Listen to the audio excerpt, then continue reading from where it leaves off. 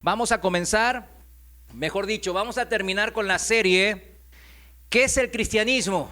Importante, ¿no? Pregunta, ¿qué es el cristianismo? Pero lo definimos según ¿qué libro dijimos? El libro de los Hechos de los Apóstoles. Tema 12, ¿cómo defender las verdades del Evangelio? ¿Cómo defender las verdades del Evangelio? ¿Y qué verdades yo puedo defender? Sino aquellas que he aprendido. ¿Cómo defender algo que no conozco? Pero también, ¿qué verdades yo quiero defender? Porque yo las puedo conocer, pero no adherir a esa verdad. Puedo simpatizar incluso, ser un simpatizante de esas verdades, pero no ser parte de esas verdades. Por eso, ¿qué verdades yo quiero defender? El ser humano siempre va a defender las verdades que considera que él está en esa verdad. No las que están ahí. Los que simpatizan quizás hasta cierto grado, ahí las defiende. Pero en la adversidad y en la prueba, desisten. ¿Qué verdades entonces yo quiero defender? Las que he creído. Esas son las que vamos a defender siempre.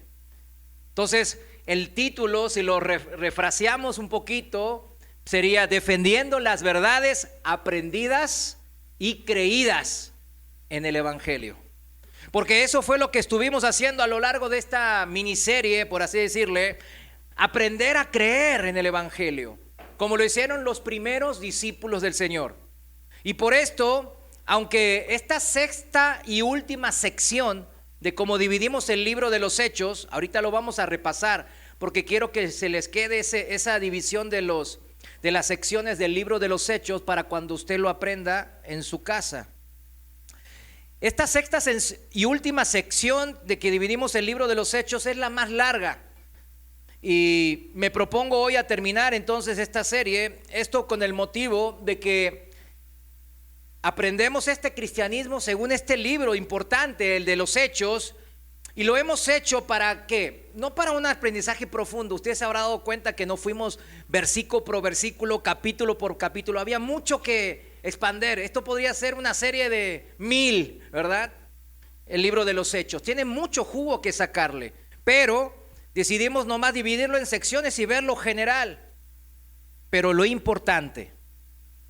Y lo hicimos con el afán de que les ayude y nos ayude a cada uno en nuestro estudio bíblico personal. Para los que estudiamos, ahora sí, estudiemos con más entendimiento, de una manera más práctica y eficiente, cada uno en la intimidad de su casa, a donde usted estudia generalmente la palabra de Dios. Obviamente quiero entender que cada cristiano, cada discípulo de Cristo estudia la palabra de Dios. De manera que, pues regular, no diaria quizás algunos, pero por lo menos regularmente, ¿no? O sea, y no cuenten los días de reunión, ¿verdad? No, nomás ahí ya saco la Biblia. Como antes cuando teníamos las Biblias físicas, las desempolvábamos para ir el domingo, ¿no? Y después otra vez al lugar de siempre, y ya me olvidé. Y lo que el hermano enseñe ahí en el púlpito, no es así. Ustedes se dieron cuenta que en el libro de los Hechos ese no es la manera del cristiano. El problema, mis hermanos, es que en esta iglesia de estos días, eso es algo común, tristemente. Y el problema en nosotros sería pensar que lo que yo ahora estoy comentando es exagerado. Todos conocemos bien el versículo en el libro de Josué. Si me acompaña, Josué 1:8. Todos lo conocemos, es en la traducción viviente, dice así: estudia constantemente este libro de instrucción. Medita en él de día y de noche para asegurarte de obedecer todo lo que allí está escrito. Solamente entonces prosperarás y te irá bien en todo lo que hagas. ¿Vieron cómo el Señor, resume bien cómo es una vida cristiana en orden, ¿verdad? En el orden de Dios. Está fácil. Pero está difícil porque estamos en la carne. Pero las instrucciones del Señor son fieles y son precisas. Y no nos olvidemos también en el libro de los Salmos, ¿verdad? ¿Cómo comienza? Salmos 1:1 dice: bienaventurado el que se salva. No. Dice bien claro: el varón que no anduvo en consejos de malos, ni estuvo en camino de pecadores, ni en silla de escarnecedores se ha sentado, sino que en la ley de Jehová está su delicia, y en su ley medita de día y de noche. Esa es la vida del cristiano. Y ahora está el Señor en cada uno de sus corazones redarguyéndole. Esto es la vida a la cual yo te he llamado. Si recordamos, hace poco lo vimos en esta serie, en el capítulo 8 del libro de los Hechos, el funcionario eunuco de Etíope, ¿recuerdan? Al que Felipe evangelizó. ¿Cómo fue él bendecido con una nueva vida eterna? ¿Cómo él fue bendecido? ¿Por ir al templo en Jerusalén? No. Hechos 8:28 dice, no lo busques, decía que él volvía sentado de ese templo. ¿Pero qué volvía haciendo? Leyendo al profeta Isaías. Estaba leyendo y meditando en la palabra de Dios. No, ya fui al templo, así que ya ahora me toca vivir la vida olvidándome de Dios y hasta el siguiente domingo ahí te veo el Señor.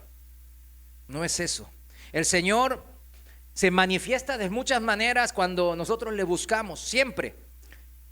Busquemos entonces primeramente al único Dios vivo, al que tiene el poder de salvar con su palabra, la Biblia, pero también al que tiene el poder de transformar nuestras vidas y de cumplir las promesas. ¿Cuántos creen que Él quiere cumplir promesas en nuestras vidas? Amén.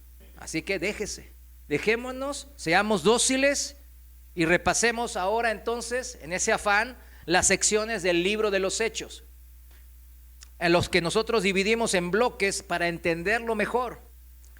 La primera sección, para los que ya notaron, les va a hacer un refresco, ¿no?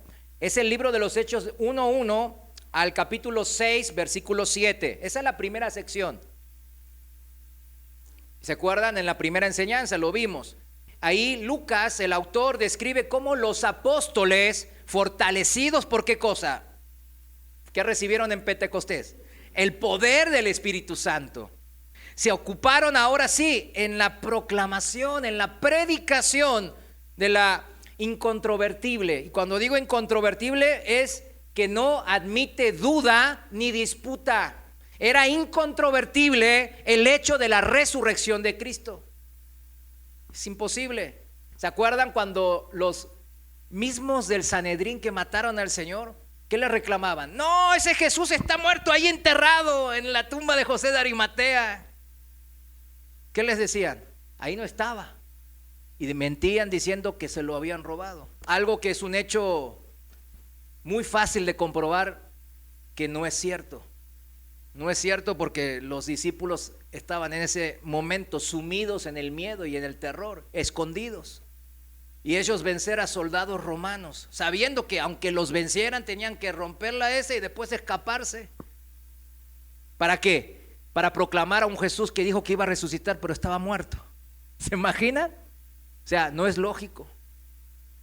Pero lo lógico y lo razonable y lo obvio es que los líderes religiosos del Sanedrín, los mismos que mataron a Jesús, ellos no les reclamaron eso. Por eso decimos que la resurrección de Jesús es un hecho incontrovertible, imposible de disputar. Y yo les recuerdo una vez más la serie de la resurrección de los muertos que hicimos, en donde yo les cité a muchos filósofos, a muchos teólogos y a muchos ateos muy famosos científicos, en donde ninguno puede refutar categóricamente o como ellos llaman científicamente, objetivamente, la resurrección de Jesús. Insisto, mis hermanos, ellos predicaban esta resurrección de Jesús y se notaba cómo ellos habían creído realmente y habían vivido en esa resurrección y sentían ese sentido de urgencia y decían: a este mismo Jesús, aunque ustedes crucificaron, Dios le ha hecho Señor y Cristo. Imagínense decirle eso a los mismos que crucificaron y mataron a su maestro. Y el sentido de urgencia era: arrepiéntanse. No ahora ustedes se van a ir a la condenación, sino que arrepiéntanse y bautícense cada uno de ustedes en el nombre de Jesucristo, aquel que ustedes odiaron y mataron. ¿Para qué? Para perdón de sus pecados. Y ahora sí, recibirán el mismo don que nosotros recibimos, el del Espíritu Santo. Sean salvos de esta perversa generación. No se alineen con esta perversa generación. Eso es lo que está diciéndonos los apóstoles. Muchos se alinean a las doctrinas del mundo. La última vez vimos Dios trata con los filósofos, ¿se acuerdan? El domingo pasado. Esa perversa generación que quiere inculcarnos doctrinas de hombre en nuestras vidas. Sean salvos de esa perversa generación. Y todos conocemos en Hechos 4:12, no lo busques, yo se lo leo. En ningún otro, proclamaban los apóstoles, en ningún otro hay salvación. Porque no hay otro nombre debajo del cielo dado a los hombres en que podemos ser salvos. O sea, ¿dónde usted busca la salvación? ¿En dónde busca la solución a su eternidad, mis hermanos? Solamente hay un nombre debajo de este cielo, dado a nosotros, gracias a Dios, que es Jesucristo. Pero entonces podemos en esa primera sección en donde vemos cómo ellos cambiaron el chip de miedosos a valerosos predicadores de la resurrección, de las obras de Jesús.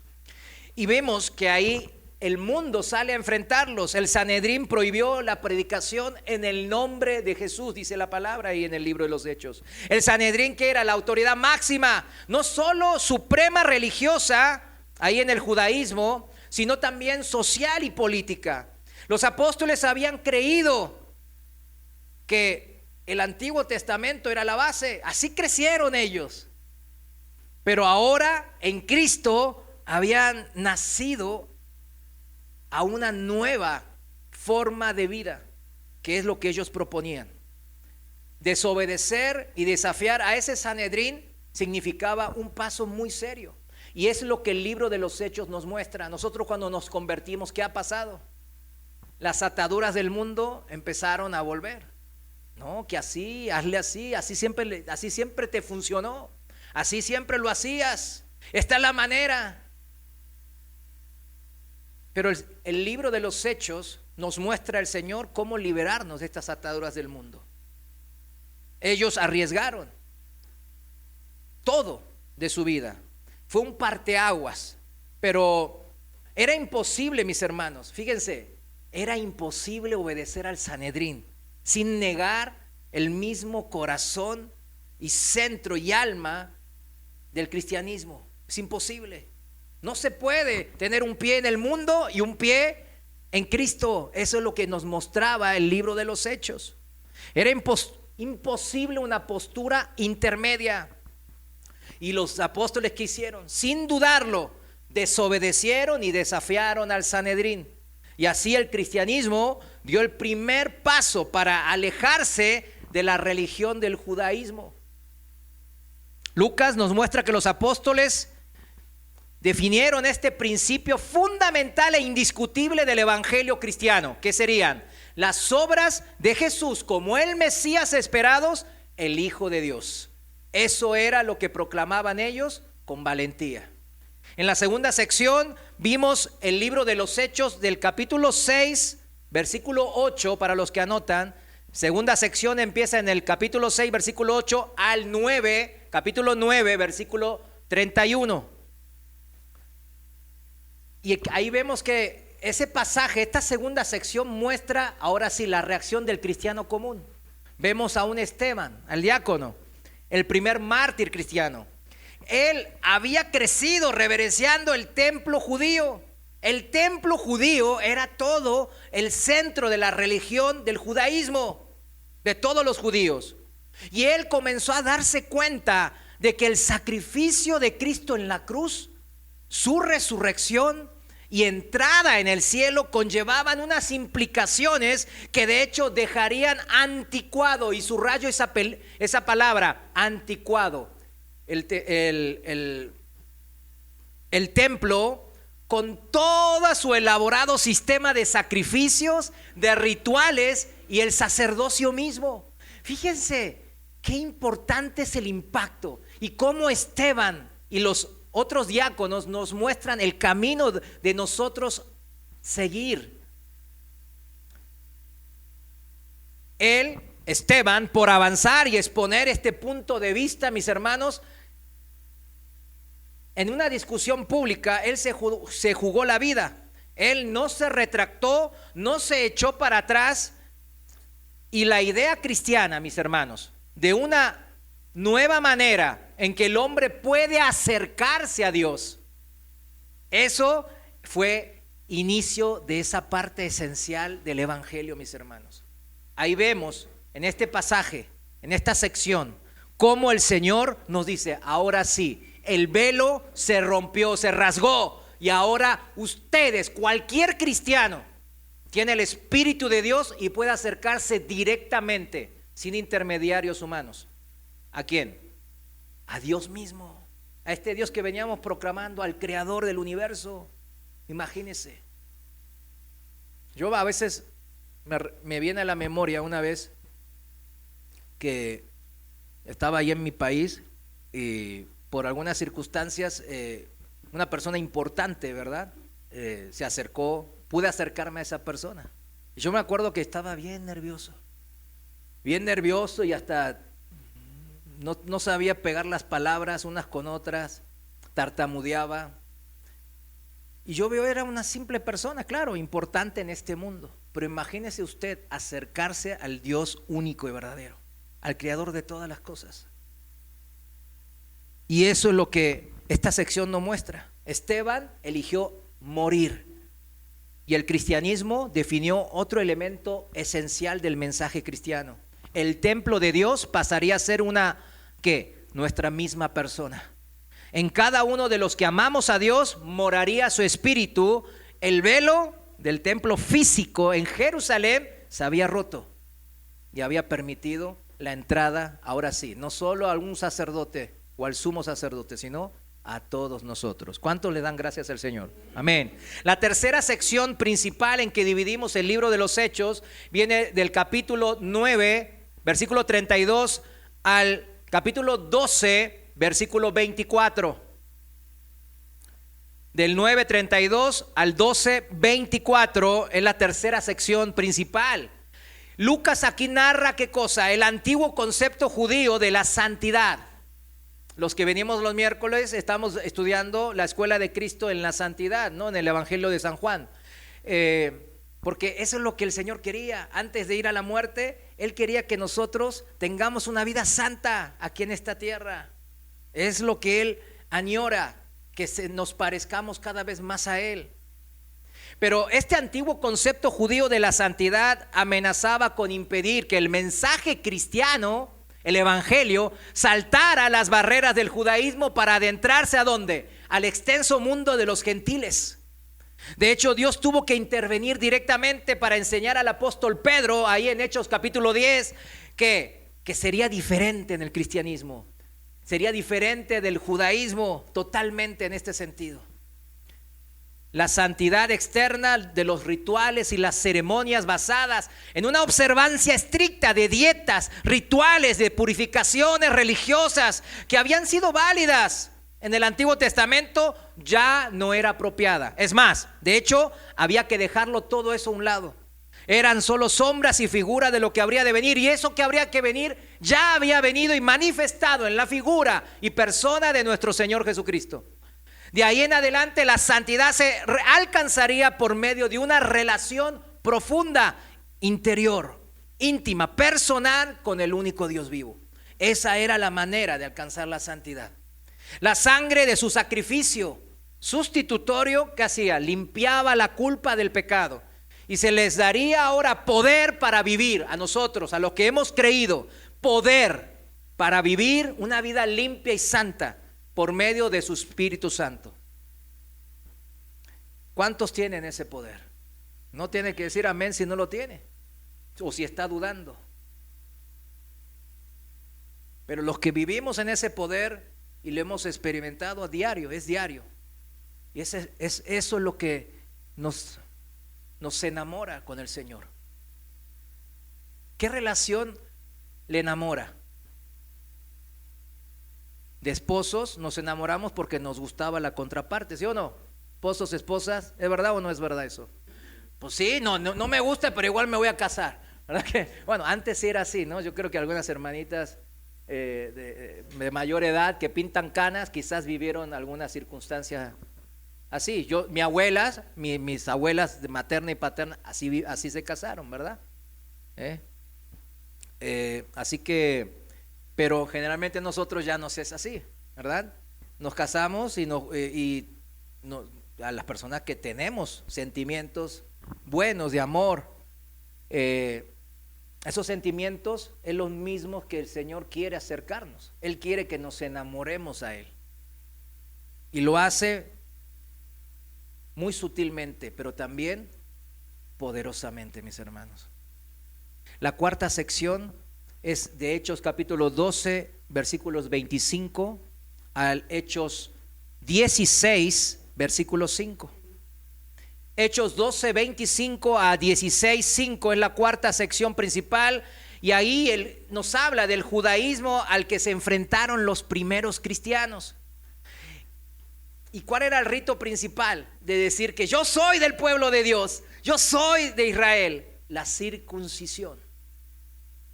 Y eso fue el tema central, fíjense, hasta del primer concilio cristiano. ¿Se acuerdan? En Hechos capítulo 15, el primer concilio cristiano fue en Jerusalén. Y el tema principal fue ese, la circuncisión. Antes, esa circuncisión que se hacía al octavo día, ¿no? A los pocos días de nacer, se consideraba indispensable para formar parte de la nación santa de Dios. Y por consecuencia, necesario para la salvación. Pero los apóstoles y los ancianos fueron requeridos a reunirse en Jerusalén para considerar esta cuestión. Ese es el primer concilio que hablábamos. Pero ahí está, el apóstol Pedro y el apóstol Santiago pronunciaron la decisión apostólica oficial, autoritativa y permanente. El rito religioso de la circuncisión era innecesario y ya no contribuía en nada a la salvación. No solo en el caso de los gentiles, sino también en el de los judíos. Hechos capítulo 15, versículo 9, en la traducción viviente lo voy a leer.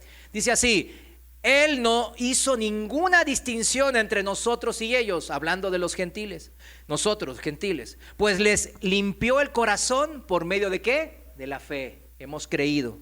Entonces, ¿por qué ahora desafían a Dios al poner cargas sobre los creyentes gentiles con un yugo, un peso que ni nosotros ni nuestros antepasados pudimos llevar? Yugo, en el versículo 5 nos dice qué tipo de yugo estaban poniendo estos hermanitos cristianos religiositos. Versículo 5 dice que ellos decían era necesario circuncidar a los nuevos, a los gentiles, y mandarles a que guarden la ley de Moisés. Aquí la ley de Moisés no solo se refiere a los 10 mandamientos, que siguen vigentes o no siguen vigentes, a ver. Amén. Es la ley moral, claro que sigue vigente. Pero está hablando también de muchos los ritos y rituales de comidas y etcétera, y lo del templo, ¿verdad? Que todo eso Cristo ya con su advenimiento terminó. Ahora, recuerden, si ponemos cargas en otras personas que no son voluntad de Dios, aquí bien claro el pasaje que acabamos de leer en el versículo 10 dice que estamos desafiando, tentando, está en la Reina Valera. ¿Desafiando a quién? A Dios. Así que cuidado con poner cargas en los hermanos que no son voluntad de Dios. Ahora uno dice, ay, pues ni modo que la circuncisión, pero la referente o la analogía es con el bautismo. El bautismo salva y muchos cristianos, no sé, hay que preguntarle al pastor, hay que checarlo. Pero aquí en esta congregación sí lo sabemos, ¿verdad? ¿El bautismo salva? No salva. Entonces, ¿por qué lo hacemos? ¿Por qué tanto rollo? ¿Por qué? Por obediencia, ¿verdad? Porque es un hito de una persona para algo importante. Entonces, ¿para qué te casas nomás? Si no se casan así con toda la fanfarria y el vestido blanco y todo y el anillo, entonces no son marido y mujer. Pues no, pues sí, es el común acuerdo lo que importa. Pero ¿por qué se hace eso? para decirle al mundo que somos marido y mujer, anunciarlo, que vamos a vivir una nueva vida ahora juntos. Es lo mismo. El cristianismo, el bautismo nos salva, pero aquí estaba la lucha. En el versículo 11, ahí en Hechos 15 dice, nosotros creemos, dicen los apóstoles, que todos somos salvos de la misma manera, por la gracia no merecida que proviene del Señor Jesús. ¿Cuántos dicen amén a esto? Amén. Imagínense si aquí Pedro hubiese dicho otra cosa. No, sí, hay que circuncidar. No, hombres, ¿cómo estaríamos ahora? ¿Verdad? Ni modo, los que nos convertimos de adultos. Resulta difícil, mis hermanos, ser consciente por eso, ¿no? De la importancia de este paso. A veces lo tomamos muy superfluo, pero son pasos que hacen época, que no nos dejan indiferentes, son de pasos de magnitud mayor, mis hermanos. Vamos a la quinta sección, es en el libro de los Hechos 16, versículos 6 al 19, 21. Es lo que vimos las últimas enseñanzas en esta serie. En la quinta sección del 16, 6 al 19, 21. Recuerdan que Pablo empieza sus viajes misioneros y los compañeros llegaron a Macedonia y a Grecia, a Europa. Lucas, con una selección muy prudente de los incidentes que vivieron los apóstoles, los misioneros, y sermones que ellos hicieron, nos muestran una vez más al cristianismo enfrentándose a un trasfondo aún mayor. No al judaísmo como veníamos viendo, ¿verdad? Sino algo mayor. Y vimos en esta serie, y era lo importante, el cristianismo enfrentándose al espiritualismo pagano. Y uno dice, no, eso ya fue en la antigüedad. Y vimos que no es así. No es Simón el Mago y todos sus, que ya fueron hace 20 siglos. Sino que vimos que son todos los que andan vendiendo lo espiritual, lo eternal, por lo temporal, por lo material. Ahí van, con las cartas, el horóscopo. Ay, no sé si me voy a casar con esta u otra. Y van ahí a consultar el pronóstico de esto y lo otro. Venden lo espiritual por lo material. El leerse las manos. Todo eso que hacen, están vendiendo. Es el espiritualismo pagano al que Cristo nos llamó a enfrentar. Otro que nos llamó a enfrentar es que a lo político. Son los que priorizan las soluciones en lo humano y no en lo divino. Eso es lo político, ¿verdad? Ay, por la fuerza de los grandes hombres de la humanidad, de la historia. Lo político. También el cristianismo, el evangelio nos enfrenta con la religión. A los que creen que pueden acercarse a Dios a su propia manera, de su propia forma o por sus propios méritos. El cristianismo también nos enfrenta, lo que vimos la última enseñanza, a la filosofía, a los que se creen dioses, y porque uno dice, ay, los filósofos se creen dioses, en el sentido de que Dios quiere moldear nuestro pensamiento a través de la palabra. ¿Cuántos saben eso? Amén. Pero los filósofos, ¿qué quieren hacer? Moldear también los pensamientos de los hombres al pensamiento de ellos, ¿verdad? A lo que a ellos se les ocurra. Y algunos son grandes pensadores, ¿verdad? Y si yo era muy así también, muy así filósofo, por así decirlo. Y vemos que en muchos famosos filósofos como Kant, Hume, Locke y también los de antes, los griegos como Aristóteles y Platón, póngale al que sea, ¿no? Y vemos que tienen mucho de Biblia. Hablan muchas cosas de Biblia sin conocimiento quizás. Pero nosotros como cristianos sí sabemos por qué hablan así de Biblia. Porque Dios puso la conciencia, su ley escrita en su corazón. Pero no tienen conocimiento de Dios y lo mezclan con su carnalidad. Eso es con la filosofía y eso lo vimos la semana pasada. Los epicúreos y los estoicos. ¿Sí se acuerdan? Bueno. Finalmente llegamos a la última sección y a la más larga del libro de los Hechos, que puede ser también una serie aparte de esta sección. Pero hoy vamos a verla rápidamente, en menos de media hora. Hechos capítulo 19, versículos 22 a Hechos al final, 28, versículos 31. Es la sexta y última sección en cómo dividimos, para que usted y un servidor sigamos estudiando este libro y aprendamos qué es ser un cristiano de verdad. Y es triste decir cristiano de verdad, porque hay muchos cristianos que no son de verdad. La atmósfera, mis hermanos, en esta sexta sesión que empieza en el capítulo 19-22, la atmósfera del relato de Lucas se torna totalmente diferente en esta última sección. Porque aquí encontramos ahora a Pablo, el apóstol, no tanto predicando, sino ahora sí, defendiendo el evangelio.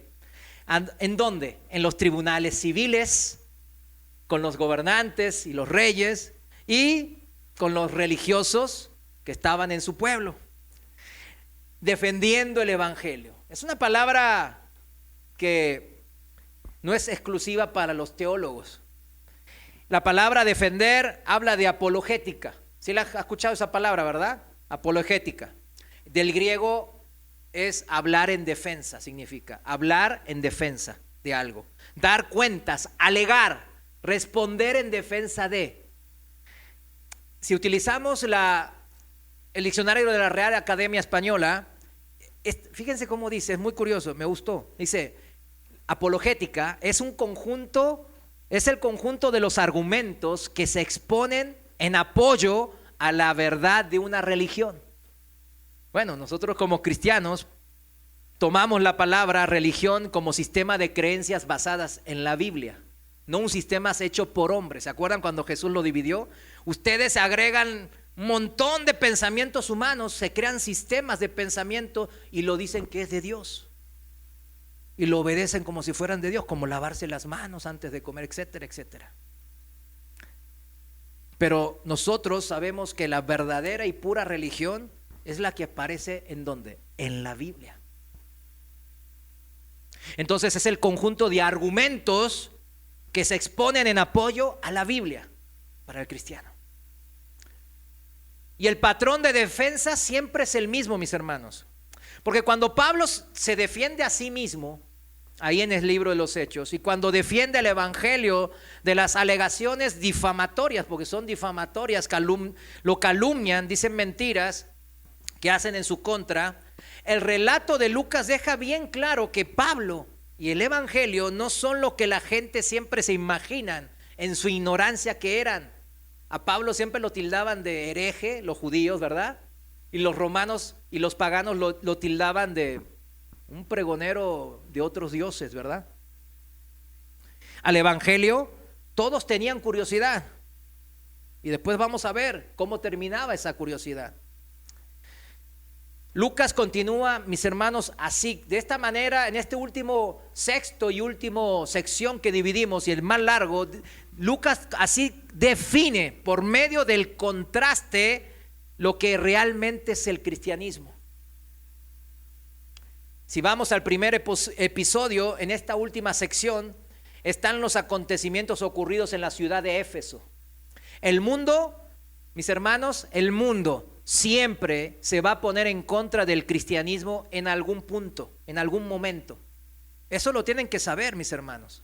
Porque muchos cristianos no quieren sufrirla, y eso es lo peor. Yo era parte de eso. Y también ahora nadie es masoquista, ¿verdad? Ay, yo la quiero sufrir, ¿verdad?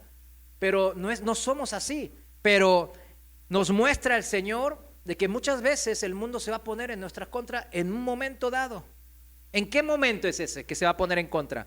Cuando vean sus intereses afectados. Y en la ciudad de Éfeso eso es lo que pasó. Cuando las personas experimentan una pérdida de lo que más aman, ¿qué aman las personas del mundo? Poder e influencia. Ahora la palabra influencer es muy conocida, ¿no? Yo el otro día escuchaba a un influencer joven que decía, yo a mi madre y a mis hermanos, yo no los, dijo una mala palabra ahí, dijo, no, yo no los tengo en cuenta. ¿Por qué? Le dijo no sé si lo vieron. ¿Por qué? Porque tienen muy pocos seguidores en las redes. No tienen influencia. Y yo tengo más de 100,000. ¿Cuándo los voy a respetar? Cuando tengan más influencers, más seguidores que yo. Así dijo. Yo pensé que era una broma. Un joven de 20 y tantos años decía eso. Esa es la nueva generación, mis hermanos.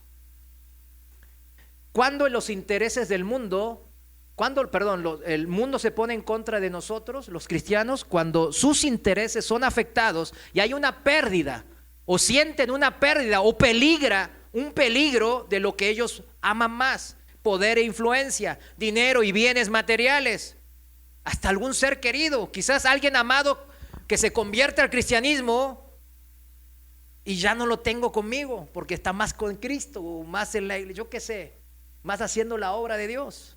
Y yo la quería ahí en el bar conmigo tomando. A mí me pasaba con mis amigos del mundo también, ¿no? Como yo era el más alegre, levantamiento de jarra.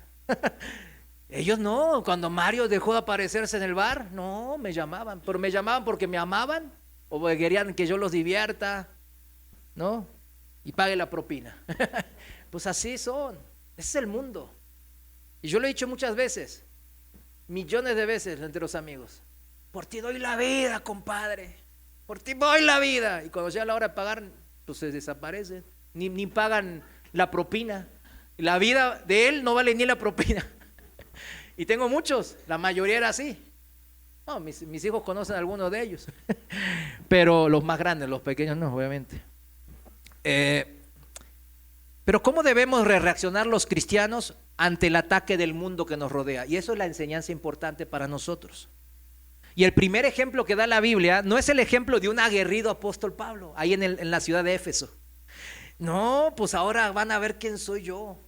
Va a bajar fuego y los voy a masacrar con una oleada de ángeles guerreros, como pasó ahí con Ezequías, ¿verdad? No. Hechos capítulo 19, versículo 30 en la Reina Valera, vamos ahí.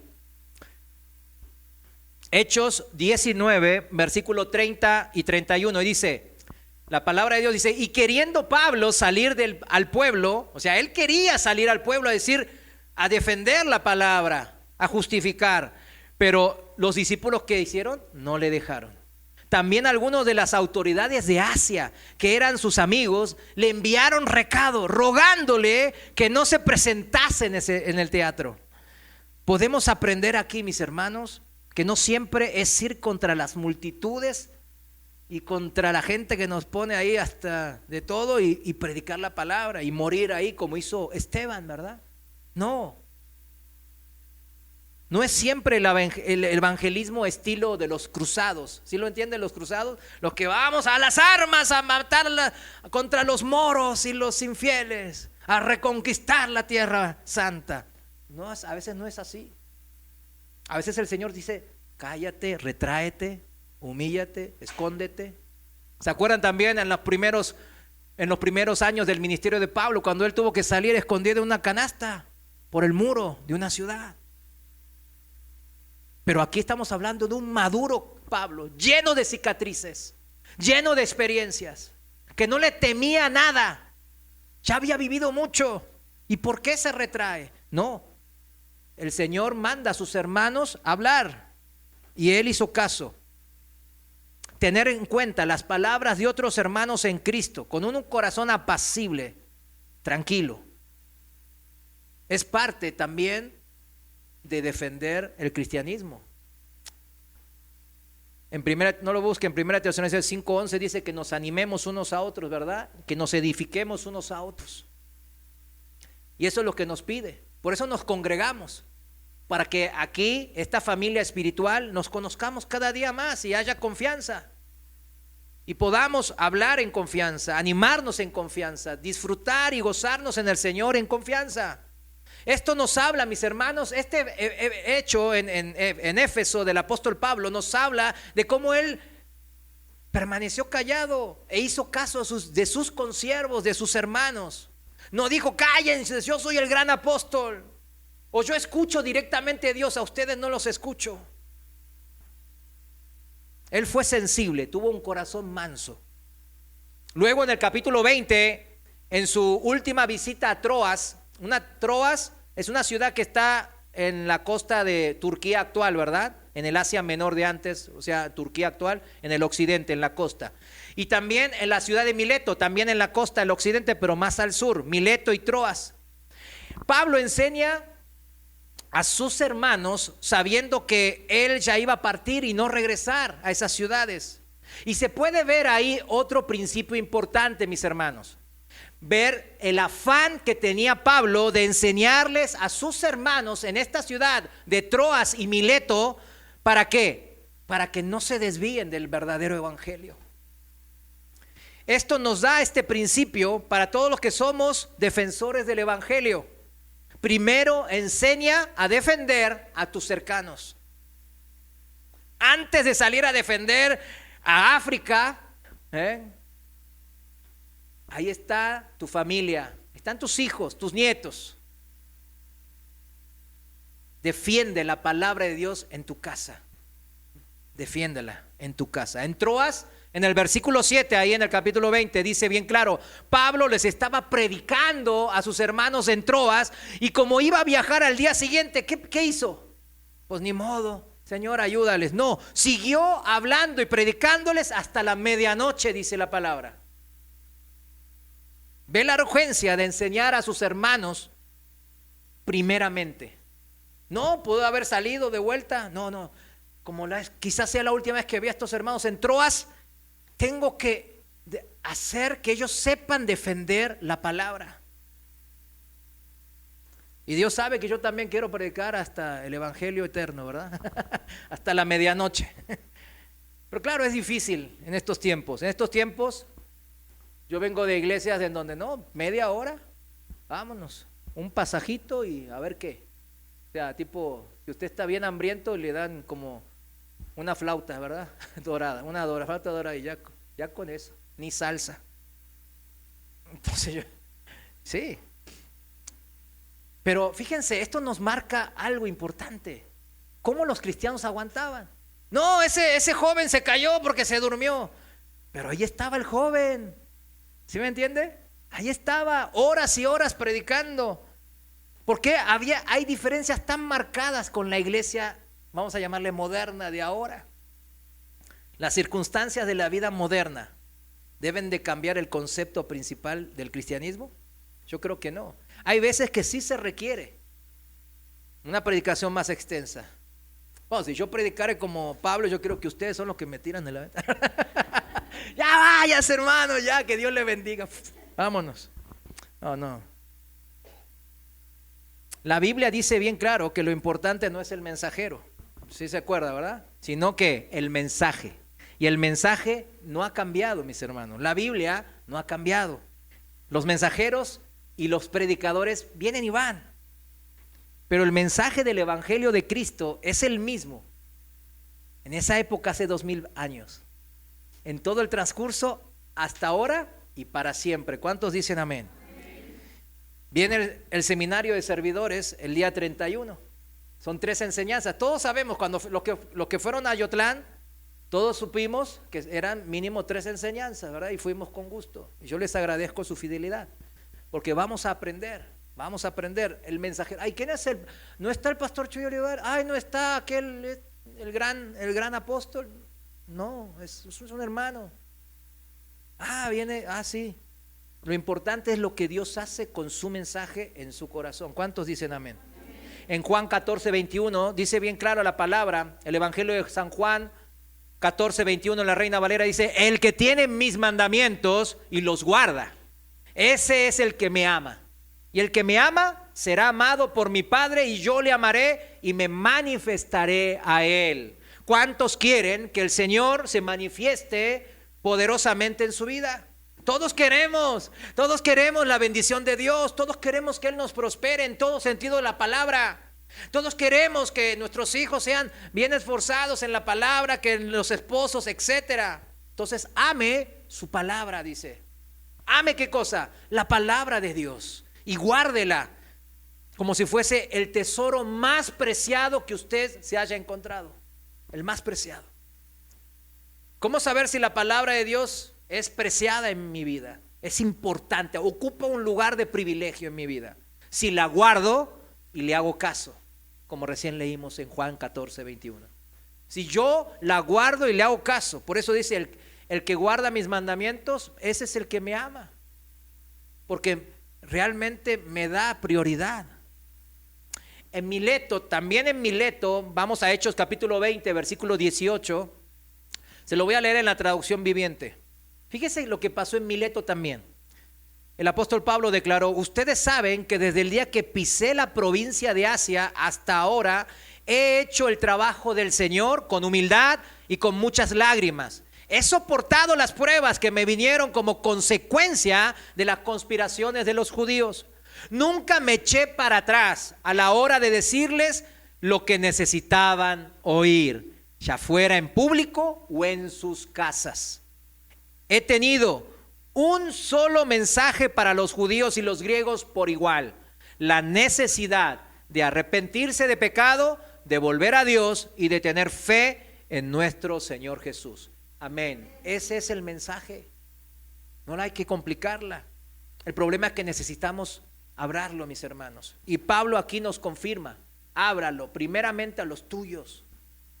No te creas la última Coca-Cola del mundo. Ay, no, si yo no predico se va a derrumbar. ¿La obra de quién es? Del Señor. La obra es del Señor.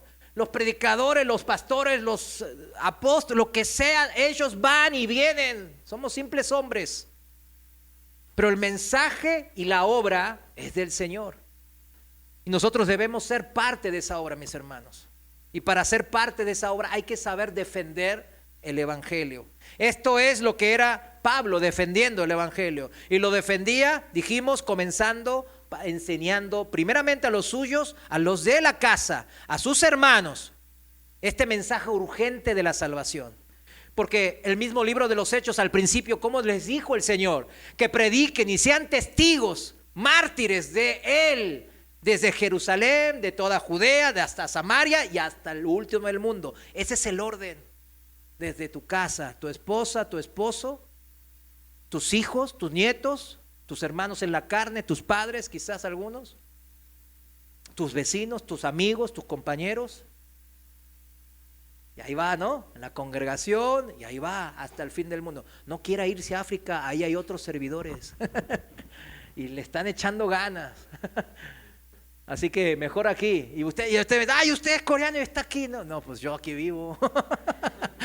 Yo soy más mexicano que un nopal, dicen algunos. Así que usted no se preocupe. Es clara, en verdad, la enseñanza del Señor. Predica defendiendo el Evangelio y comienza desde los más cercanos. El siguiente principio en esta última sexta sección del libro de los Hechos lo podemos ver en el capítulo 21. A la llegada de Pablo, ahora sí a Jerusalén, a donde se le dijo que iba a sufrir mucho. En Hechos capítulo 21, versículos 18 y 19, lo voy a leer en la traducción viviente, dice: al día siguiente Pablo fue con nosotros para encontrarnos con Santiago, el apóstol, y todos los ancianos de la iglesia de Jerusalén estaban presentes. Ya Pedro se había ido a un viaje misionero, ya lo habían mandado, entonces estaba como principal pastor el apóstol Santiago.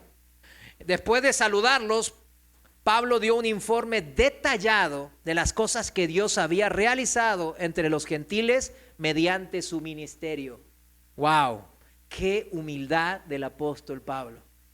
Aunque no, él en alguna carta dijo que él hizo más que todos los demás apóstoles, ¿verdad que sí? Y es verdad, y lo dijo inspirado por el Espíritu de Dios. Pero vemos aquí cómo él se sujeta a la autoridad. ¿Quién lo había mandado desde su primer viaje de misionero? ¿Quién? ¿La iglesia en dónde? De Jerusalén, los apóstoles. Y él venía ahora a Jerusalén, no como el gran apóstol, el que más trabajó, que más que todos los demás apóstoles, que era cierto y era verdad, sino venía, yo soy apóstol también, pero me sujeto al que me envió.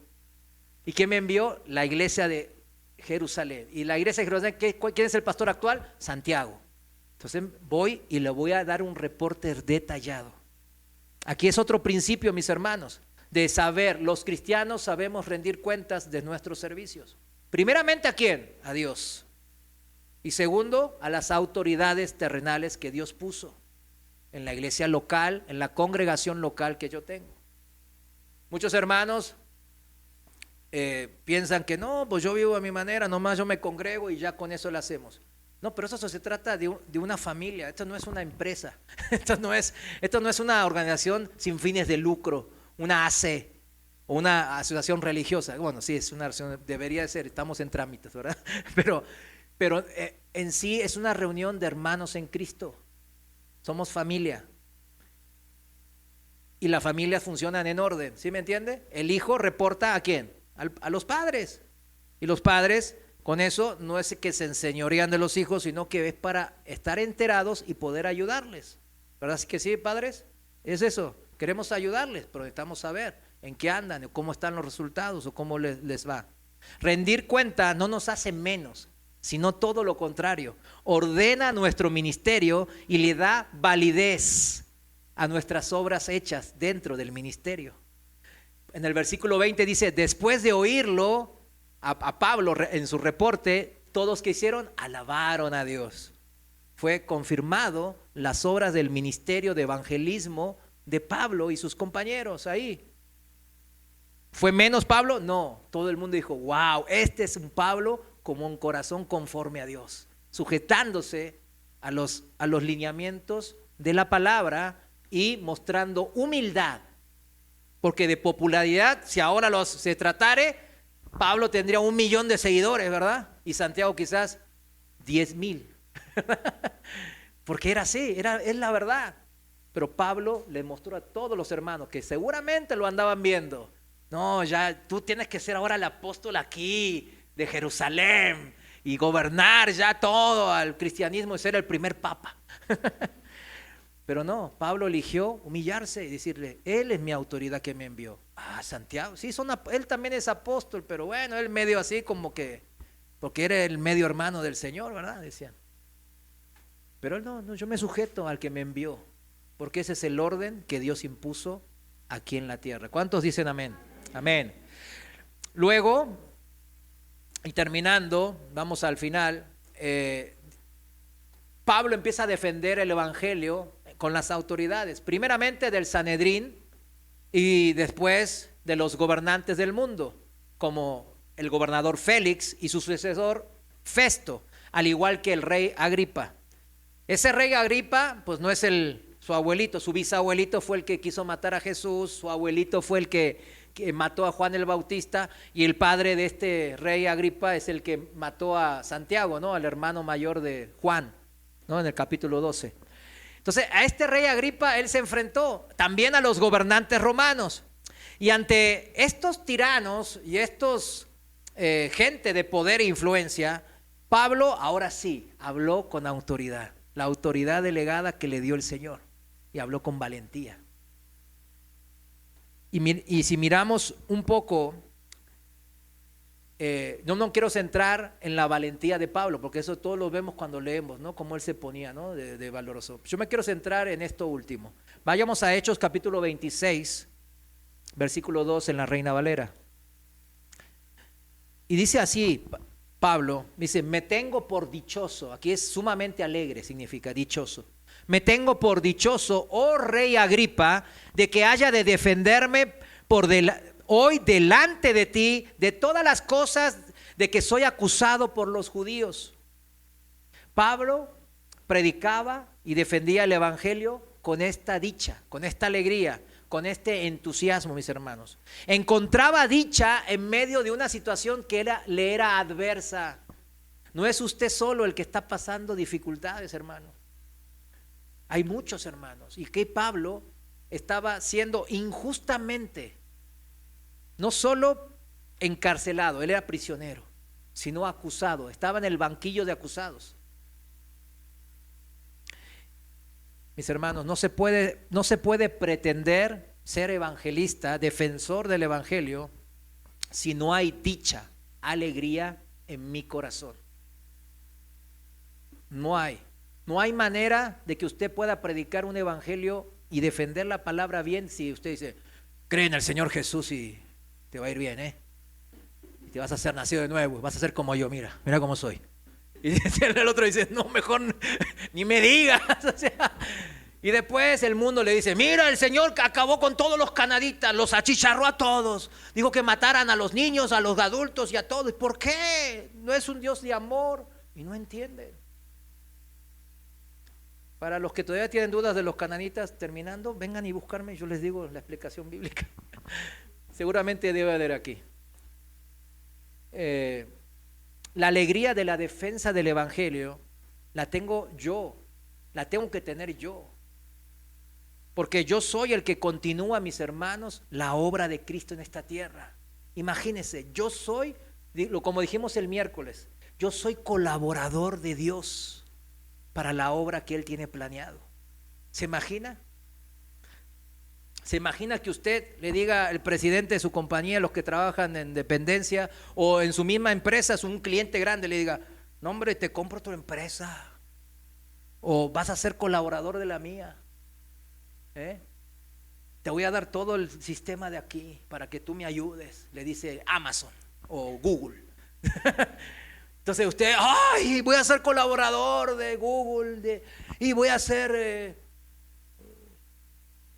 Usted es colaborador de la obra de Dios, la más importante, la que tiene trascendencia eternal, la que no termina, sino que es eterna y dura para siempre.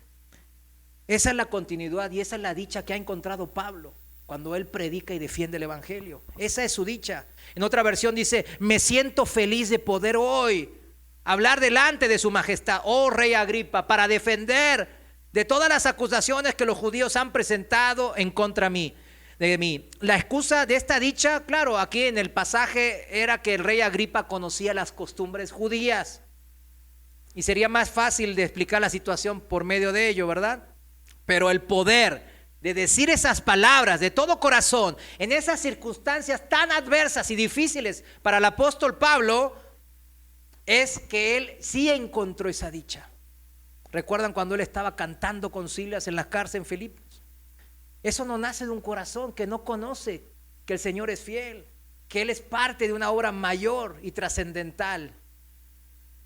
Encontrar alegría en tan poco, cuando él está preso y maltratado y odiado por todo el mundo, ya de por sí hablan del corazón sencillo y humillado de Pablo.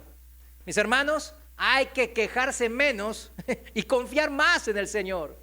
Y eso es lo que quiero dejar, porque todos conocemos de la valentía, del arrojo de Pablo. Pero en el versículo 2 del capítulo 26, eso es importante, la dicha. Si lo que más le importa al Señor es que las personas escuchen su evangelio y se salven, eso es lo que más le importa. A Él le importan que se salve la gente. ¿No es un privilegio el poder ser parte de esa obra redentora? ¿Cuántos dicen amén a eso? Hermano, si estábamos algunos batallando en defender la palabra en algunas circunstancias, que yo no sé cuándo defender la palabra, el Señor le va a mostrar. A mí me daba mucha vergüenza, por ejemplo, mis amigos que le dije de ahí, de los bares, ¿verdad? Que andaba ahí yo emborrachándome. Pero el Señor me decía, háblales. No, ¿cómo crees, Señor? Aquí voy a encontrar otro lugar más apropiado. Aquí no me siento a gusto. Háblales, ya que estás ahí, háblales. Y varias veces no lo hice y cada rato era bien claro, háblales. Me sentaba, háblales. No estoy dando ejemplos, ya no lo estoy tomando con ellos. Háblales. No, y cuando le empecé a hablar, ¿usted cree que ya me dejaron de llamar? Y me pusieron ahí en el chat Rasputín, el monje maldito. Así son la gente del mundo, son tremendos, ¿verdad? Para hacer bullying, como dicen. Rasputín me pusieron, y ya no me salí de ahí, ya soy Rasputín. Pero no soy ruso, soy coreano, ¿verdad? Entonces, fíjense, cuando el Señor le hable para defender, no se calle, hágalo, sabiendo que el Señor le va a respaldar. Este libro de Hechos termina con Pablo defendiendo el evangelio en Roma. Llegó ahí con muchas dificultades y va una advertencia, y con esta advertencia me gustaría hoy terminar. Una advertencia dura, que por supuesto aplica a nosotros hoy.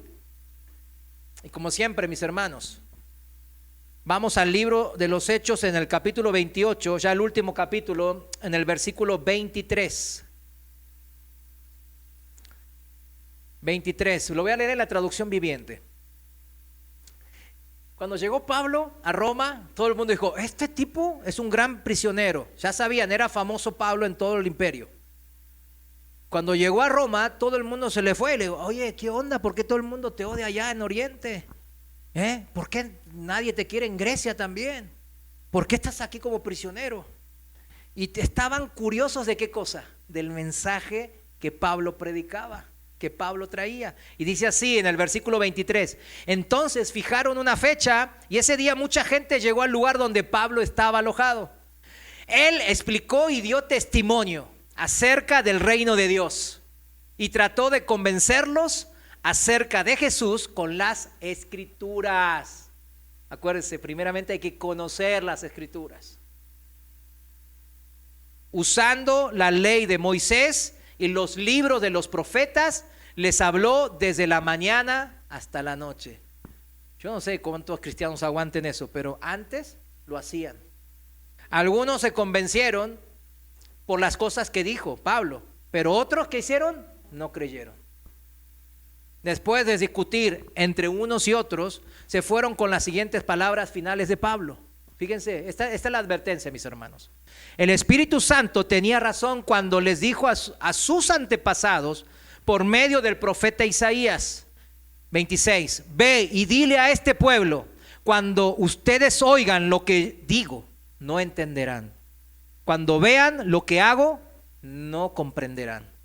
Pues el corazón de este pueblo está endurecido y sus oídos no pueden oír y han cerrado sus ojos. Así que sus ojos no pueden ver y sus oídos no pueden oír y su corazón no puede entender y no pueden volver a mí para que yo los sane.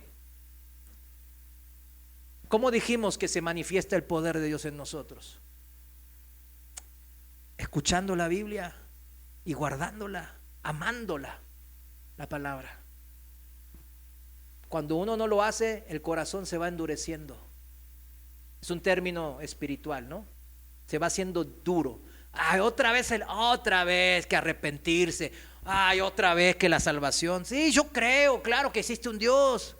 Y claro que pues ni modo que esto se creara así de la nada. No soy tan tonto como algunos científicos, ¿verdad?, de ahora, que pum, salió de la nada y las leyes salen sin un dador de una ley.